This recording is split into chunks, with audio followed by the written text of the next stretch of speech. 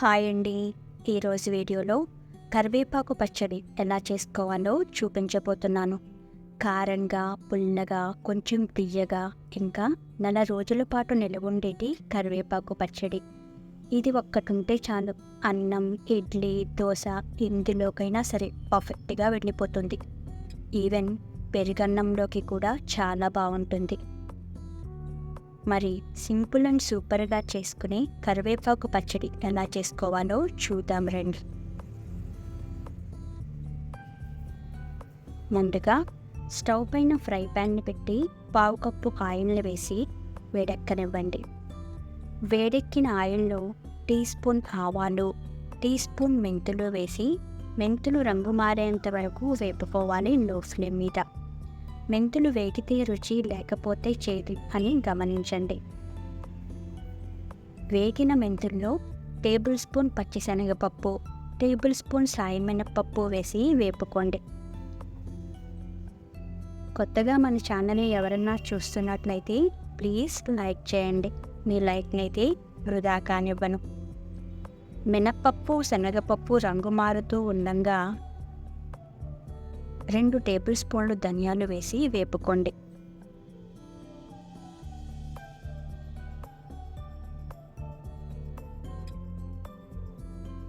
ధనియాలు కూడా వేగాక టీ స్పూన్ జీలకర్ర,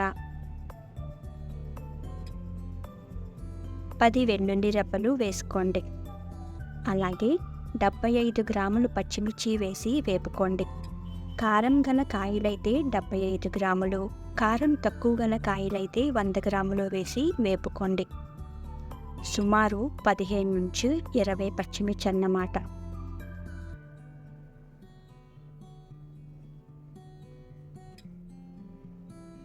పచ్చిమిర్చి బాగా మగ్గాక కడిగి ఆరబెట్టినటువంటి 50 గ్రాములు కరివేపాకు వేసి చెమ్మ ఆరేంత వరకు వేపుకోండి. చెమ్మ ఆరేంత వరకు వేపితేనే పచ్చడి నెల రోజుల వరకు నిలవ ఉంటుందని గుర్తుంచుకోండి.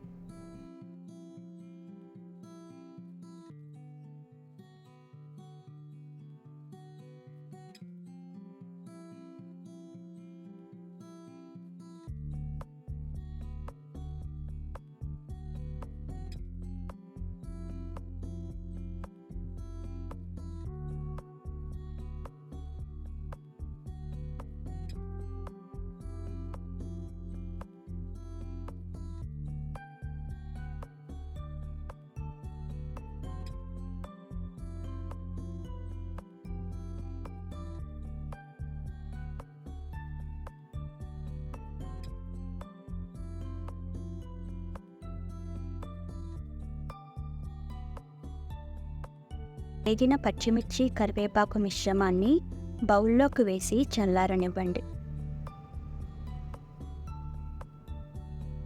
అదే కడాయిలో 100 గ్రాములు చింతపండు నుండి తీసిన చిక్కని చింతపండు గుజ్జు,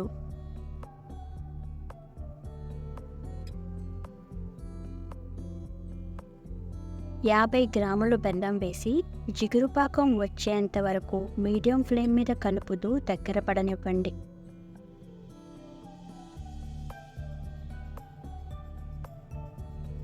బెల్లం కరగడానికి ఏ నీరు పోయినవసరం లేదు, చింతపండు గుజ్జుతోనే కరిగిపోతుంది.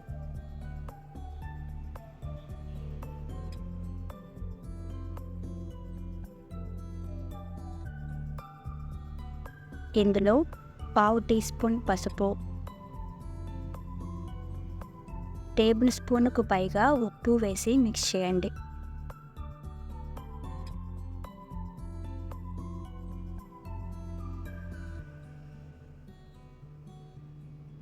జిగురుపాకు వచ్చిన తరువాత స్టవ్ ఆఫ్ చేసి చల్లారనివ్వండి.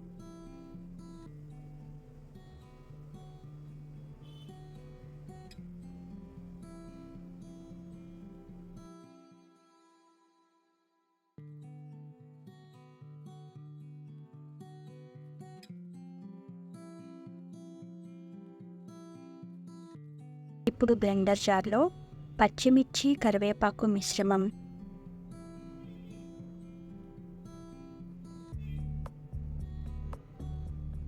చల్లారిన చింతపండు బెల్లం గుజ్జు వేసి బ్లెండ్ చేసుకోండి, ఏమాత్రం నీరు పోయకుండా.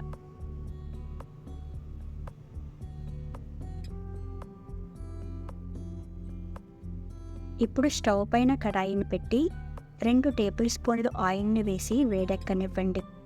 వేడెక్కిన ఆయిల్లో 1/2 టీ స్పూన్ ఆవాలు, 1/2 టీ స్పూన్ జీలకర్ర, 1/2 టీ స్పూన్ ఇంగువ, 1 ఎండుమిర్చి,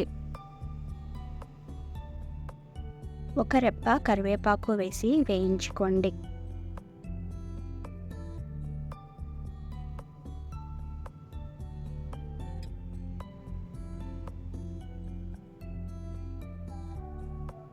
ఈ తాలింపులో బ్లెండ్ చేసిన కరివేపాకు పచ్చడిని వేయండి.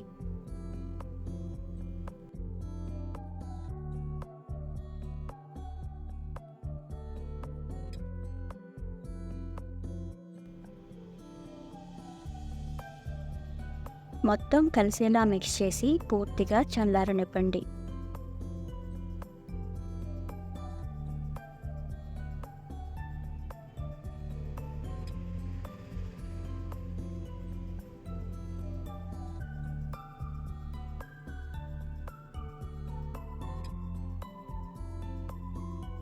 ఆపై ఎయిర్ టైట్ కంటైనర్లో వేసి స్టోరేజ్ చేయండి.